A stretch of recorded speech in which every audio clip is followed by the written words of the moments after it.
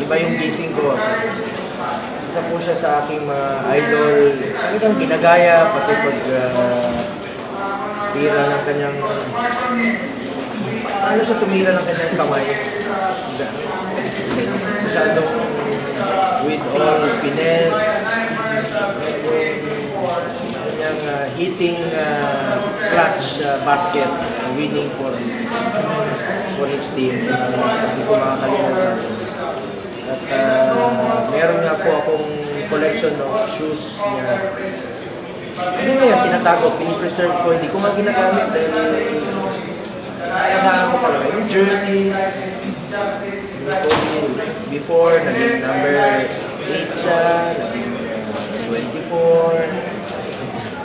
Kaya po ako LA